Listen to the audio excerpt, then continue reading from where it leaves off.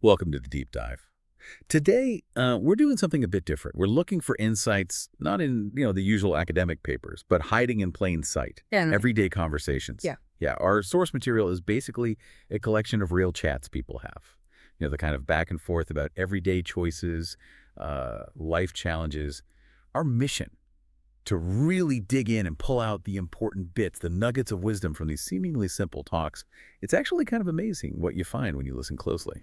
that's exactly it. These aren't like formal debates. They're ordinary exchanges, yes, but they give us this incredible window into, well, universal human stuff, different perspectives, and really importantly, the values that underpin our decisions day to day. We're aiming to find the profound in the pretty mundane. Okay, let's dive in then. Our first conversation really gets into that classic dilemma. Village life or city life. It's something lots of people think about, right? So what did these chats really tell us about why people choose one over the other? What are the deep needs driving that? Well, what really stood out was how clearly people articulated the core desires and I guess sacrifices for each. For the village, it was consistently about peace, less crowding, feeling connected to nature. And there was a strong theme of a close-knit community, like people genuinely know and help each other, that sense of belonging. Right. The main drawback wasn't just, no mall. It was more the experience of limited access to specialized hospitals, maybe, or certain kinds of colleges, fewer big shops.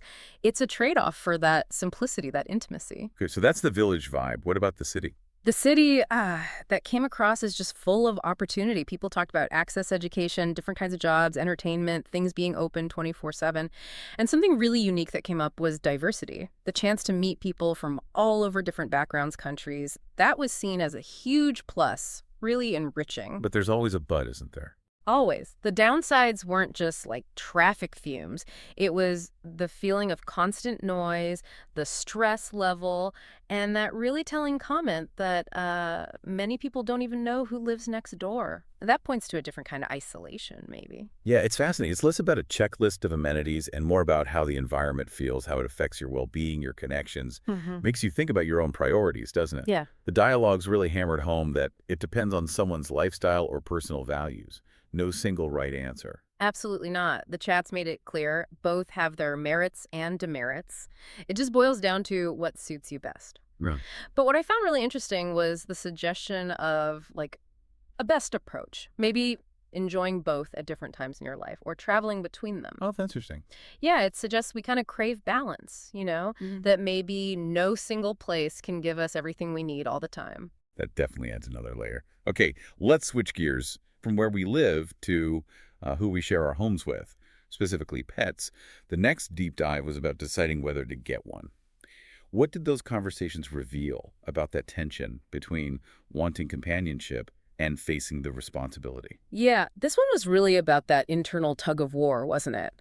On the maybe not side, the big things were, well, sure, a lot of work, but specifically the attention needed, the training, it's a real lifestyle change people anticipate, and then the practical worries.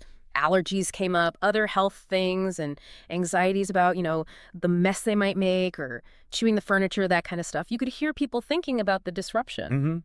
The practicalities. But then the arguments for getting a pet were just as strong, maybe more emotional. Pets being really comforting, great companions. People mentioned stress relief quite a bit. And they countered the mess thing, too, saying, with proper training and care, pets can be really disciplined. And some are just naturally tidier than you'd think. It shows how we rationalize challenges when the emotional payoff feels big enough. It's that balancing act again, yeah. The talk specifically mentioned getting a dog affectionate and loyal. That came through. But right alongside that, the reality check. Walks, grooming, feeding, vet visits. It forces that question, doesn't it? Like, honestly, do you have the time, the energy, the resources for all that? That's exactly it. And the advice that came out loud and clear was do your research. Not just about pets in general, but specific breeds, because every breed is different. Some need tons of exercise, really high maintenance, others are super chill. But beyond just the practical fit, the conversations also hinted that getting a pet could actually be good for the owner. Oh. Like it forces you to be more active, maybe get more structure in your day. It can even give you a sense of purpose. So it's not just about adding a pet, it's kind of about evolving your own life, too. Interesting perspective. Okay. So from companionship choices, we move now to something definitely heavier. Our third conversation, dealing with a breakup. It starts with Patrick, who's just found out his girlfriend cheated. His pain is, well, it's really raw in the dialogue. Yeah, that one was intense. But what the conversation does so well is, first, it just validates that awful feeling. It uses words like devastated, betrayed, lost, empty. And crucially, it says, it's okay to feel that way. There's no rushing the pain. But then it offers this glimmer of hope, that gentle reassurance. This pain won't last forever. Which is so vital to hear when you're in the middle of it, isn't it? Absolutely vital. And the path forward it describes isn't passive. It suggests active ways to cope, like cry, scream, right? Do whatever you need to release the pain, acknowledging that need to kind of get it out. And then comes the process to slowly rebuild yourself. It's about finding your feet again, rediscovering your own worth. And central to that is the message that you deserve love that's loyal and true. It's about reclaiming self-respect after being hurt. And the support aspect comes through so strongly.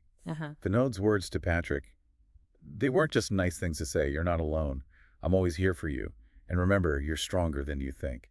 That feels like such a lifeline in that moment. Exactly. It really highlights how crucial empathy and connection are when we feel broken.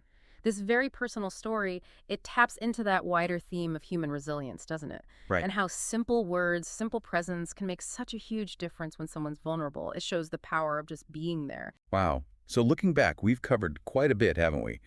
From huge life decisions like where to live, the city-village thing, to the responsibilities of having a pet, and then navigating something as painful as heartbreak, all drawn from these everyday chats. And that really is the main takeaway, I think. How these apparently simple, real-life conversations actually hold so much insight into, universal human experiences, how we make choices, what values are really driving us underneath it all. There's a lot of wisdom just floating around in daily life if we tune in.